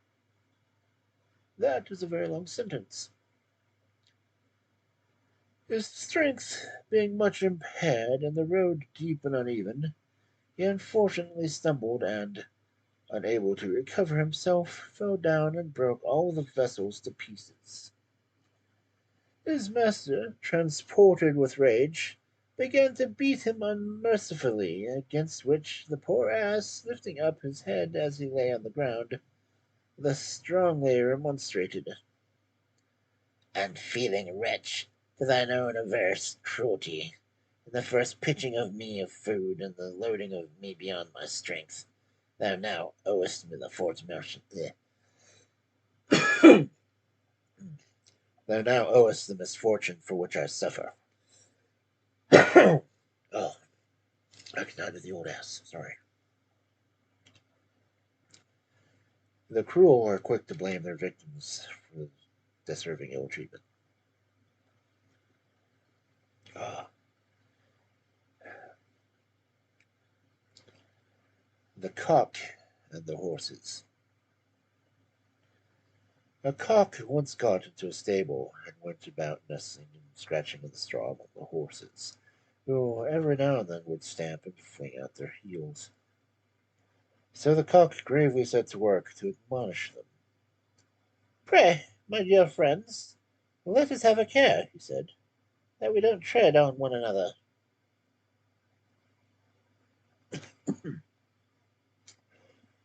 Disinterested counsel is rare.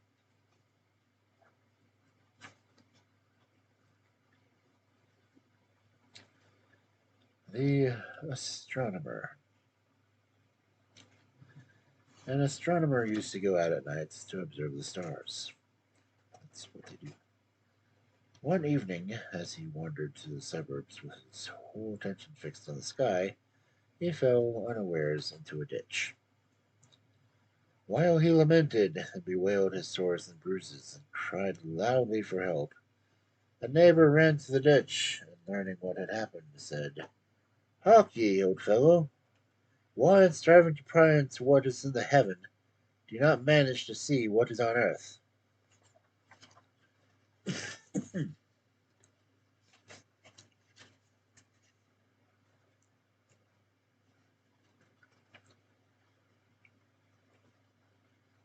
Jupiter's two wallets.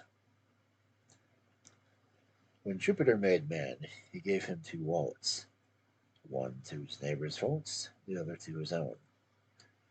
He threw them over the man's shoulders so that one hung in front and the other behind.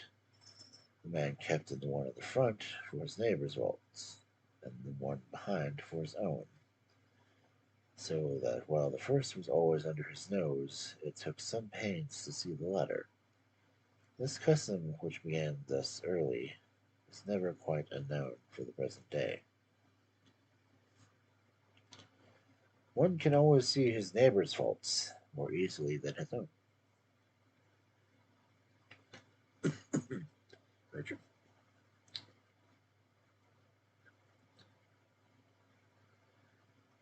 The Eagle and the Owl.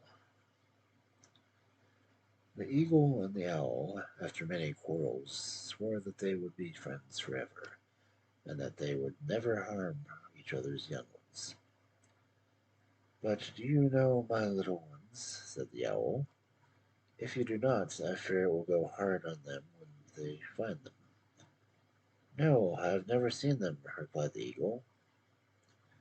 "The greater your loss," said the owl. "They are the sweetest, prettiest things in the world. Such dear eyes, such charming plumage, such winning little ways. You'll know them now from my description." A short time after, the eagle found the little owls in a hollow tree. "These hideous, staring frights, at any rate, cannot be neighbor owl's fine brood," he said. "So I will make away with them without the least misgiving." So saying, he made a meal of them. The owl, finding her young ones gone, loaded the eagle with reproaches. "Nay," answered the eagle, "blame yourself rather than me. If you paint with such flattering colours, it is not my fault I did not recognize your portraits."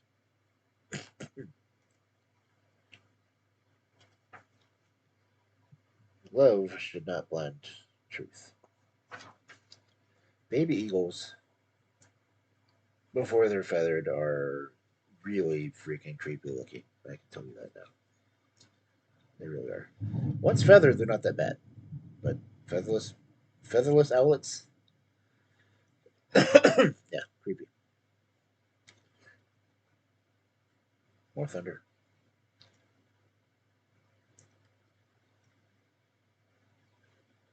If you ever see an owlet in the rain, you will see a moist outlet. Okay. The crow and the pitcher. The crow, ready to die with thirst, flew with joy to a pitcher, hoping to see some water in it. He found some there, but to be sure, only a little drop at the bottom, which he was quite unable to reach. He then tried to overturn the pitcher, but it was too heavy. So he gathered up some pebbles, with which the ground was covered, and taking them one by one in his beak, dropped them into the pitcher, by which this means the water gradually reached the top, and he was able to drink at his ease. Necessity is the mother of invention. Very true.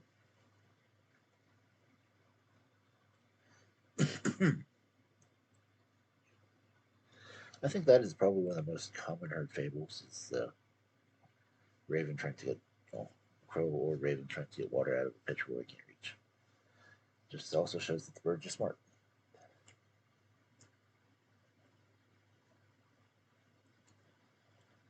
The peasant and the apple tree. A peasant had in his garden an apple tree which bore no fruit, but only served as a harbor for the sparrows and grasshoppers. He resolved to cut it down, and taking his axe in his hand, made a bold stroke at its roots. The grasshoppers and sparrows entreated him not to cut down the tree that sheltered them, but to spare it, and they would sing to him and lighten his labors. He paid no attention to their request, but gave the tree a second and third blow with his axe. When he reached the hollow of the tree, he found a hive full of honey. Greatly delighted, he threw down his axe, and thereafter took great care of the tree.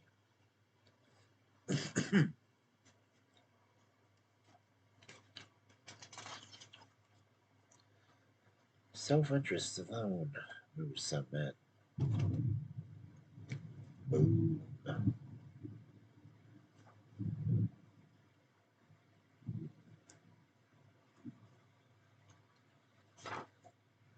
That is some serious thunder. I don't have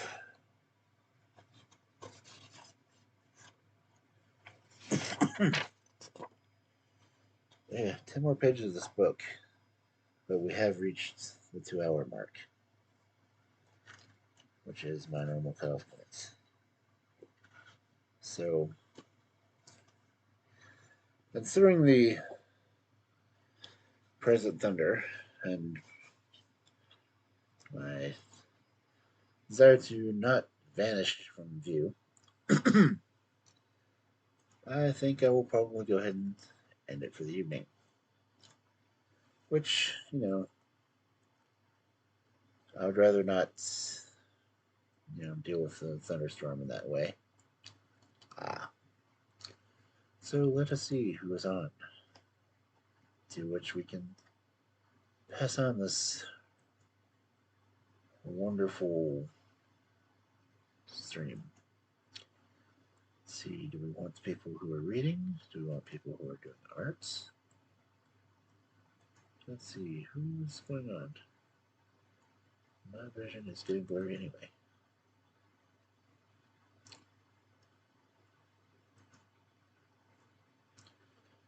So we went from comfy karaoke to comfy reading.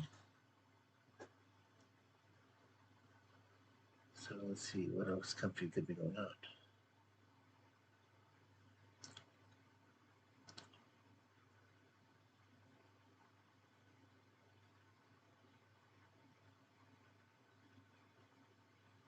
So we could do arts, though. Let's see.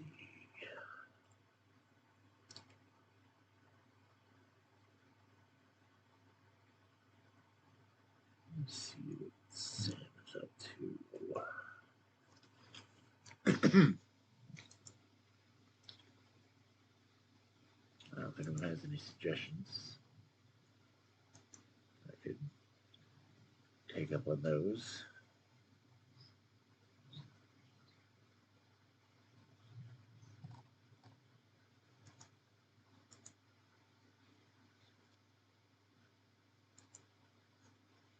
Let's see.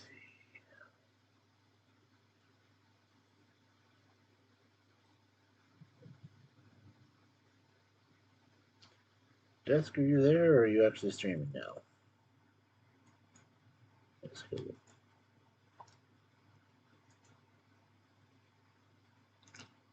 see.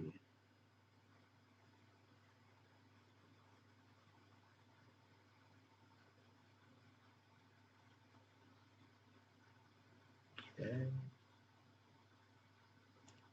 Looks like Dusk is actually streaming.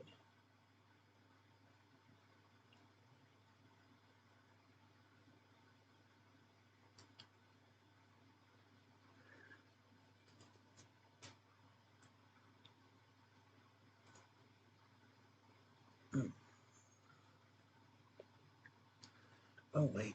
I know who to go to. I wonder if they're going to stay up for a bit. And you're in here enjoying my lovely voice. I could pass you on to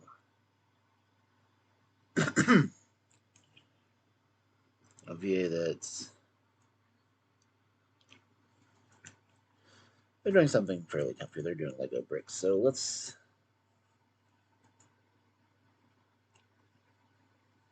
go Lupin. Lupin is a lovely VA.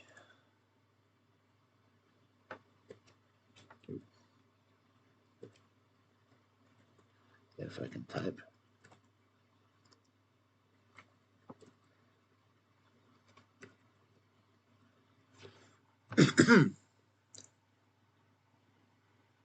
Target has disabled raids.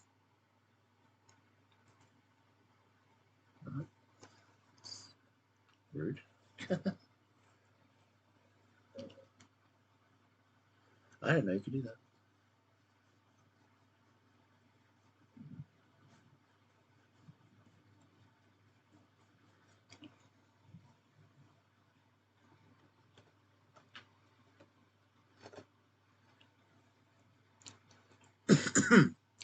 Well, since I can't raid Lupin, I guess I won't. What's that? Is Melissa back on?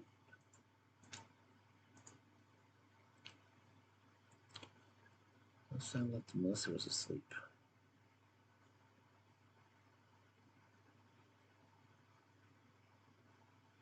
There she is. Okay.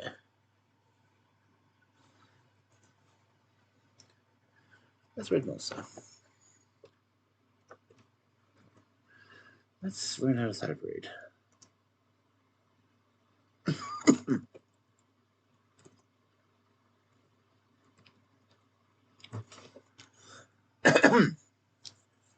So, Cubs, thank you for coming in and joining me, and we will see you again some other time.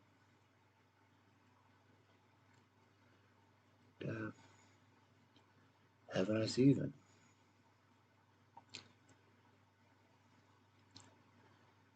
Good night, Cubs. Hang on for the raid.